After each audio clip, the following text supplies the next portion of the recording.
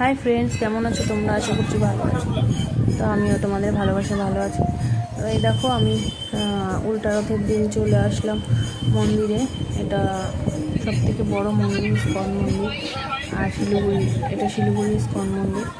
তো তোমরা যে যে দেখেছো তারা তো জানোই, যারা শিলিগুড়ি তারাও জানো, আর যারা দেখোনি তারাও এসে দেখে নিও। খুবই সুন্দর মন্দির, ভগবানকে দর্শন করে যেও। তো সোজা রথের দিন তো আসতে পারিনি,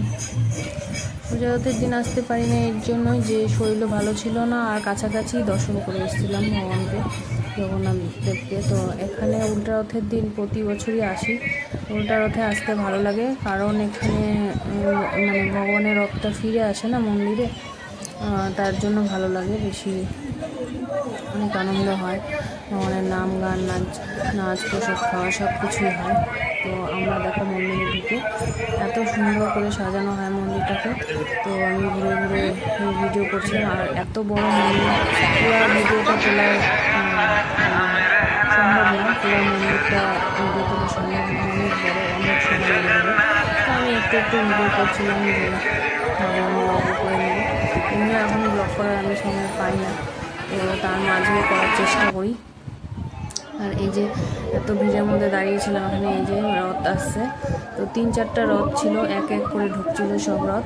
আর আমি আজকে একটু লেটও হয়ে গেছে আসতে। আমি উপরে ভগবান রাধামাধবকে দর্শন করতে যেতেও পারিনি এর জন্য। ওখানে চৈতন্যদেব রাধামাধব সবাই আছে, তো ওখানে তো সবসময় যাই, যেহেতু মন্দিরটা আমাদের এখানে, তো যখন ইচ্ছা হয় চলে যাই, দর্শন করে নিই।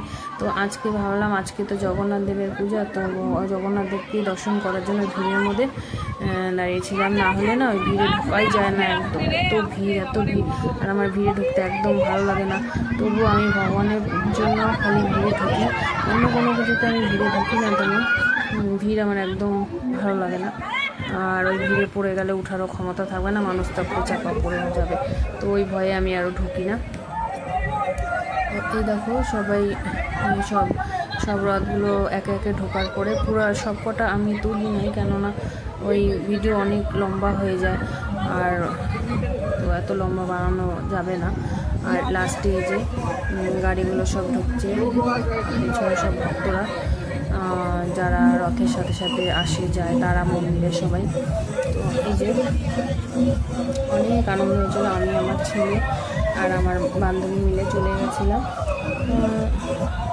তো উল্টা রথের দিন এখানে আসার মানে না আসতে পারলে ভালো লাগে না, তাই আসার খুবই চেষ্টা করি, আর আসি, প্রতি বছরই আসি। তো এই দেখো সবাই ভগবানের নাম করতে ভগবানের সন্তানরা, যাই হোক, সবাই ভগবানকে ভালোবাসে তো উচিত। আমরা তো রাগ করি, মানে ভগবানের উপর রাগ করে দিই, কত কিছু বলি, কিন্তু আমরা তো ভগবানের সন্তান না সবাই, তো ভগবানকে ভালোবাসা উচিত। আমাদের জীবন উদ্ধার করার জন্য তো ভগবানই আছে। যাই হোক, এই দেখো কত ভিড় মন্দিরের ভিতরে, মানে কী বলবো। আর এই যে ভগবানের নাম গান করে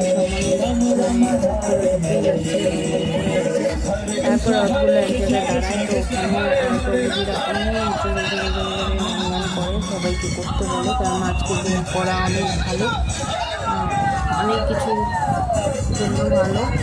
তার জন্য ওখানে দাঁড়িয়ে সবাই ওই নাম গান নাচ টাচ সবাই করে ঠাকুরের। অনেক আনন্দ হয়েছে আমাদের, মানে এত আনন্দ হয় বলে বোঝাতে পারবো না। তো কোথায় মনে যতই কষ্ট যন্ত্রণা যাই থাক, তো এখানে আসলে আর এই রথের দিন সব কিছু ভুলে মানে আনন্দ সবাই মেতে ওঠে।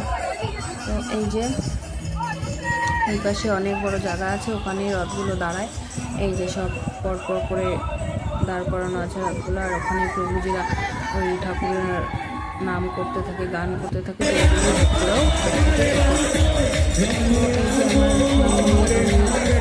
আমার ছেলে সবাই ভাবলাম ভালোও লাগে আমার করতে,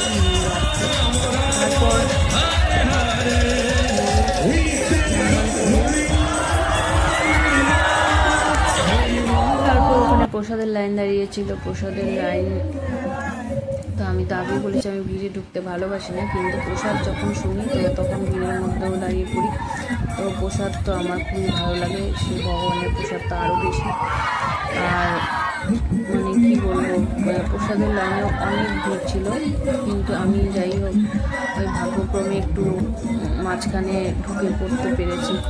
তো তারপর প্রসাদ নিয়ে আমি প্রসাদ খেলাম। আর আমি ওরা তো আমার ছেলে আমার বান্ধবী ওই ভিড়ের জন্য ওরা লাইনে দাঁড়ায়নি, আমি প্রসাদ নিয়ে এসেছি, তো ওখান থেকে ওরা অল্প একটু খেলো, কিন্তু ওই অল্প প্রসাদ খেয়ে আমার মনে হয়নি, আমি আবার লাইনে দাঁড়িয়ে প্রসাদে ঘুরে দিয়েছিলাম।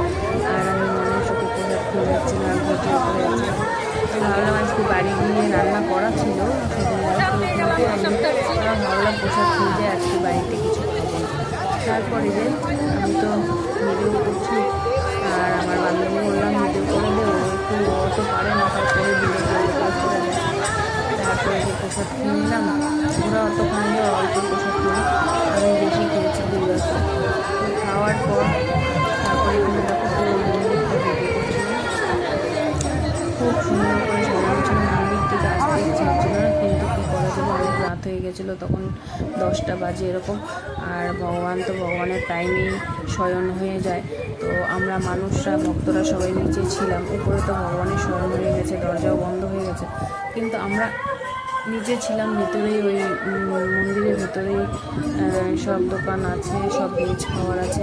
তো আমার বান্ধবী আর আমার ছেলে কিছু খাবে বলছিল, কিন্তু দোকানে গিয়ে দেখি পুরো দোকান খালি, সব খাবার শেষ হয়ে গেছে, মানে এত ভিড় যে সব খাবার শেষ হয়ে গেছে।